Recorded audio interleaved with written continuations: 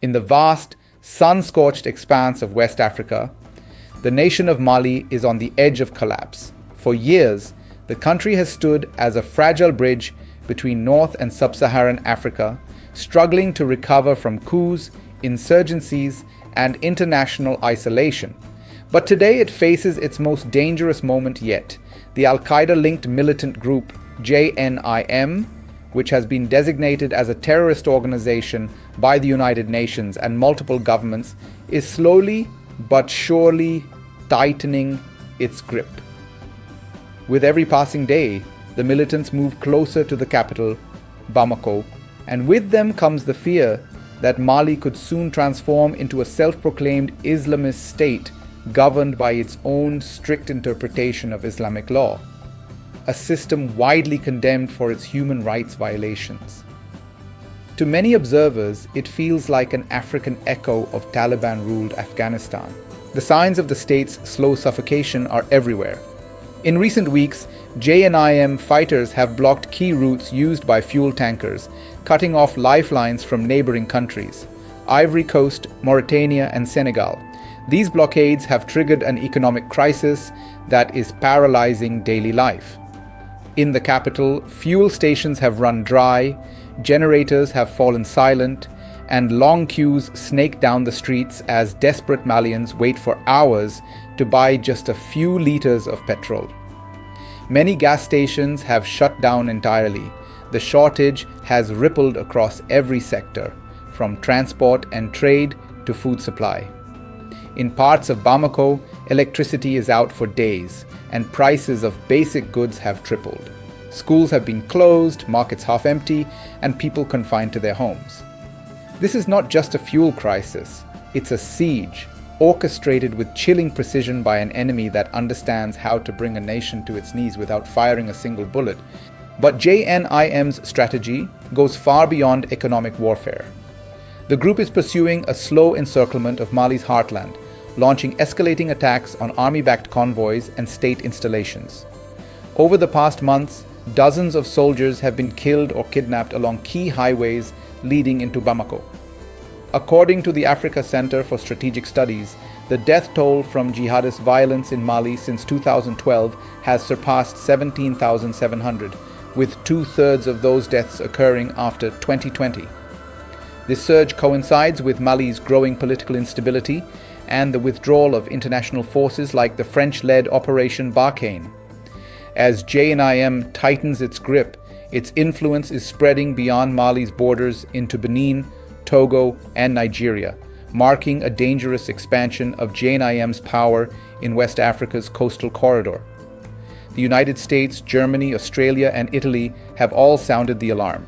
Within a single week, they issued multiple travel advisories urging citizens to depart immediately, warning of the unpredictable security situation in Bamako.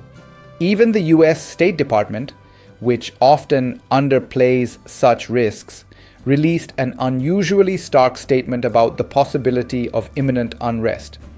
Analysts say these warnings are not just about terrorism, they also signal fears of another military coup, which would be Mali's third in just 5 years.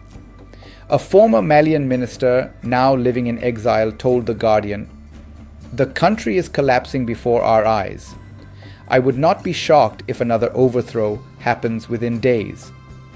He added grimly, "Before December ends, there will be another coup in the Sahel, and Mali will go first." That prediction carries weight. Since 2020, Mali has endured a relentless cycle of coups and counter-coups.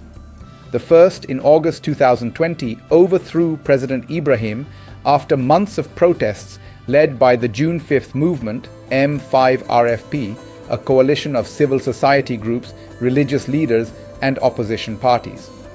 Among its most visible figures was Imam Dicko, an influential and controversial cleric whose voice carries enormous weight among Mali's conservative Muslims. Goïta once warned during a meeting with the regional bloc ECOWAS that Imam Dicko wants Mali to become an Islamic country under extremist interpretation of Sharia law. Months later, the army struck and Goïta was gone. In his place rose Colonel Goïta, a young officer who promised to restore order, defeat terrorism, and hold democratic elections. But Goïta's promises have largely evaporated. Elections have been postponed repeatedly, and international observers say the junta has grown increasingly authoritarian and isolated. Relations with ECOWAS have completely broken down, and foreign missions have been reduced or expelled. The regime instead turned to Russia's Wagner Group and local pro-junta militias for military support, a move that has deepened human rights abuses. Reports by organizations like Human Rights Watch accuse Malian forces and their Wagner allies of indiscriminate killings, forced disappearances, and torture in anti-insurgency operations. Meanwhile, the insurgency only grows stronger. Even in territories under JNIM control, self-proclaimed Islamic courts now dictate dress codes, punishments, and social behavior, often in open violation of international human rights norms. The line between extremist rule and military rule, many say, is beginning to blur. Inside the junta, divisions are widening. The 5 colonels who staged the first coup are now split, with 2, Colonel Malik, head of the National Transitional Council, and Defense Minister Kamara, being quietly discussed as potential successors to Goïta. Analysts believe that growing dissatisfaction within the armed forces could spark another coup driven as much by personal rivalry as by the collapsing security situation. The Konrad Adenauer Foundation's Sahel program in Bamako warns that the next few weeks could be decisive. According to its head, Lessing, it's hard to see a way out. The fuel stocks will run out soon, and when that happens, the capital could collapse. It's just difficult to imagine how the regime can survive this. As Mali teeters, the streets of Bamako remain eerily quiet. There are no mass protests, no visible opposition rallies, and that silence is telling. People are afraid, says Lessing. They know if this government falls, the next one could be an Islamist one. This fear has become the junta's greatest shield. JNIM's encroachment paradoxically strengthens the military's hold on power, as citizens choose an imperfect regime over the chaos of jihadist rule. Yet this uneasy balance cannot hold. With trade routes blocked, international isolation deepening, and extremist influence spreading, Mali is sliding toward a breaking point. Observers fear that by the end of the year, the country could see not just another coup, but the final disintegration of the state itself.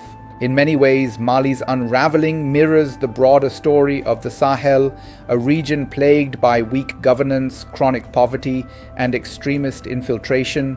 From Burkina Faso to Niger, the dominoes have fallen in quick succession, each coup weakening the collective front against extremist interpretation of religion. Mali was once the cultural jewel of West Africa, home to Timbuktu's ancient manuscripts and the proud legacy of the Mali Empire. Today, it is a cautionary tale of how insurgency, corruption, and isolation can destroy a nation from within. The longer the crisis continues, the closer Mali edges to becoming the first Islamist republic in modern West Africa, shaped not by democracy or development but by fear and ideology. For the people of Mali, survival has become a daily act of resilience. Families line up for food, teachers wait for salaries that never come, and fuel vendors whisper rumors of military defections. Every blackout, every blocked road, every convoy ambushed on the way to Bamako feels like another step toward collapse. The international community watches, distracted by crises elsewhere, while JNIM expands its shadow. The West's counter-terrorism fatigue has left the Sahel vulnerable, and the militants know it. Unless decisive action is taken soon, Mali risks becoming a case similar to Afghanistan's collapse. Not through a dramatic fall, but through a slow, suffocating decay. And when that happens, it won't just be Mali that falls. It will be a warning to all of Africa that the Sahel's fires are spreading, and the world has already looked away for too long.